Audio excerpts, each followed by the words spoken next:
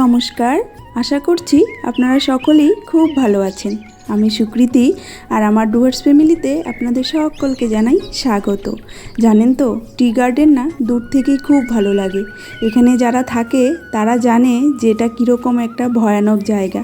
আমাদের সেই পুরনো দিনগুলোর কথা যদি মনে পড়ে না, গায়ে এখনও কাঁটা দিয়ে ওঠে। আজকে মঙ্গলবার, এখন বাজে 6:30।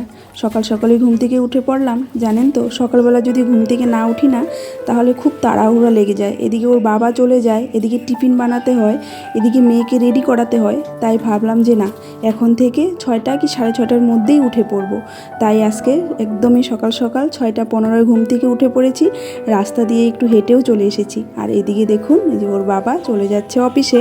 আর আজকে একটা ড্রেস পরেছে সাদা আর কালো। ওদের অফিসে নাকি আজকে একটু ফটোশ্যুট হবে, তো ওই ড্রেসটাই ওদেরকে বললো পরে যাওয়ার জন্য।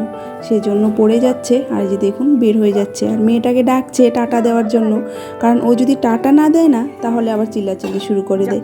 তাই ডাকছে, কিন্তু আসছে না। আবার কি যেন একটা চাই ওর, তো সেই জন্য ও বসে আছে।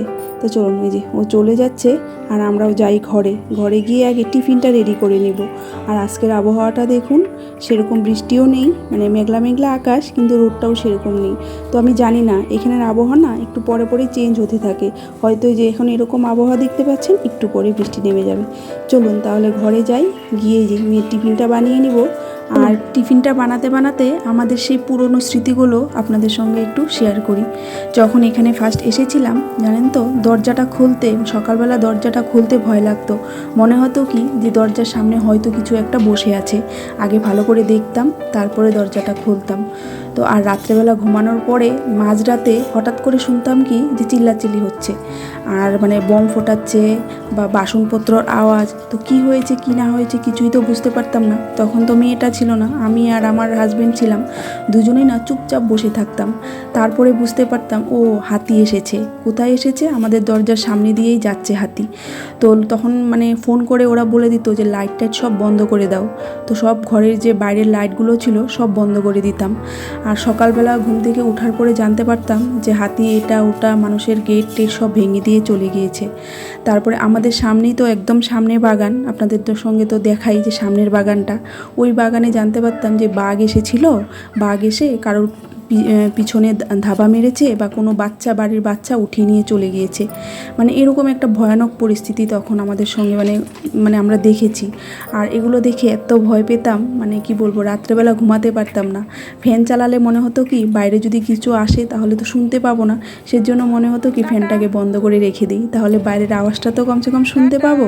তো ওই যে এরকম একটা মানে ছিল ভয়ানক ব্যাপার। তো চলুন, এই যে ওরা চলে গেল স্কুলে। গল্প তো আরও অনেক আছে, কিন্তু আস্তে আস্তে আপনাদের সঙ্গে পুরোটাই শেয়ার করব। আর এই যে দেখুন কি সুন্দর একটা জিনিস, মানে এটা আপনাদের সঙ্গে মানে শেয়ার করলাম। খুব ভালো লাগে না? একটা ছোট্ট চায়ের কেটলি, কাচের। তো কত সুন্দর লাগছে দেখুন তো, মানে আমার তো খুবই পছন্দ হয়েছে। তো ওর বাবা ওটা নিয়ে এসেছে, একজন গিফট করেছে এক জায়গা থেকে। তো খুবই ভালো লেগেছে, আমার খুবই পছন্দ হয়েছে। তো সেটাই আপনাদের সঙ্গে শেয়ার করলাম। আর এটা না আমার একটা কাজেও লেগেছে, জানেন তো। আমার কতগুলা কাচের কাপ ছিল, তো এটার সঙ্গে পুরো একদম ম্যাচিং হয়ে গেছে, মানে সেট হয়ে গেছে। তো এখানে 6টা কাপ ছিল। কেউ আসলে পরে না এই কাপ দিয়ে, কেটলি দিয়ে সুন্দর দেওয়া যাবে। তো খুব সুন্দর, মানে ভালো লেগেছে। আর আপনাদের কেমন লেগেছে অবশ্যই সেটা কমেন্ট করে বলবেন। তো চলুন গিয়ে এখন রান্নাটা আগে সেরে নিই। তো আজকে কি রান্না করবো বলুন তো? এই যে সব সবজি দিয়ে একটা ঘ্যাট বানিয়ে নিব, আর দই পটল বানাবো। অনেক দিন ধরেই মানে ইচ্ছা ছিল, আর ওর বাবাও বলছিল যে একটু দই পটল খাবে। তো এই যে পটলগুলো এরকম কেটে নিলাম, মাঝখান দিয়ে একটু ফাটিয়ে নিলাম।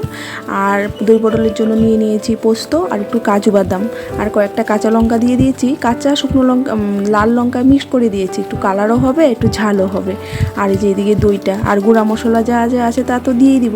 তো চলুন তাড়াতাড়ি বসিয়ে দিই। আর জানেন তো, একটু দেরিও হয়ে হয়ে গিয়েছে। ওর বাবা তো 11টার মধ্যে চলে আসে, আর এখন 10টার বেশিই বেজে গিয়েছে।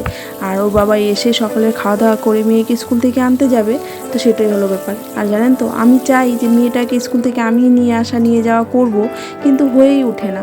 এই টোটোই পাওয়া যায় না রাস্তা দিয়ে যাওয়ার সময়, ওর জন্য ওর বাবাকে গিয়ে আনতে হয়। আর একটু ওর বাবার সমস্যাও হয়ে যায় অফিস থেকে গিয়ে আনতে, এই হলো ব্যাপার।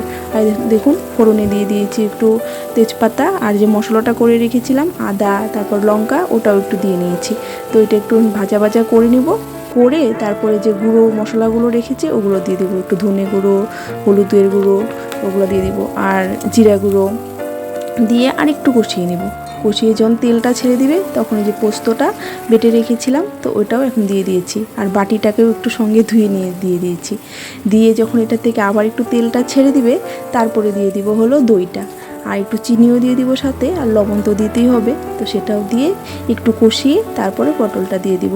আর জানেন তো, এখন তো খুবই গরম, তাই ভাবি যে একটু তাড়াতাড়ি রান্নাটাকে সেরে ফেলবো, তাহলে দুপুরবেলা একটু বসে থাকা যায়। না হলে তো দুপুরবেলায় সেই গরমের মধ্যে আবার রান্না করতে হয়। আর এই যে দেখুন তেল ছেড়ে দিয়েছে, এখন দইটা দিয়ে দিব। আর জানেন তো, সাপেরও প্রচণ্ড ভয় এখানে, মানে মানে পা ফেলানো যায় না। পা যখন ফেলাতে হয় না, এদিক সেদিক দেখে তারপরে পা ফেলাতে হয়। মানে যে বৃষ্টিটা কমে গিয়ে যখন রোদটা ওঠে না, তখনই সাপগুলো বের হয়ে যায়। তো খুবই ভয়। আর আমাদের বাড়ির মানে বাড়িতেই একটা সাপ আছে, ও তো প্রায়ই এদিক সেদিক আপ ডাউন করেই করে। ওকে দেখে দেখে তো মানে আগে ভয় পেতাম, এখন আর ভয় পাই না, এখন মানে নিজের বাড়ির মতো হয়ে গিয়েছে। তো এগুলো ব্যাপার। আর জানেন তো, কিছুদিন আগে এখানে একটা ঘটনা ঘটেছিল। ওই আমাদের বাড়ির 2-3টা বাড়ি, মানে আমাদের কোয়ার্টারে 2-3টা কোয়ার্টার পরেই আর কি, আমাদের কোয়ার্টার থেকে ওদের বাড়িটা দেখা যায়। তো এখানে মানে একটা বাঘ এসে বাড়িতে যে ছাগল টাগল রাখা ছিল রাত্রেবেলা, সেটা খেয়ে আর একটাকে নিয়েও চলে গিয়েছে, আর 1-2টাকে মেরে দিয়ে ফেলে রেখে চলে গিয়েছে। তো এরকম মানে ভয়ানক জায়গা আর কি। আর এই যে দেখুন কথা বলতে বলতে হয়েও গিয়েছে রান্নাটা, আর এখন একটু ঘরটরটাকে মুছে পরিষ্কার করে নেব।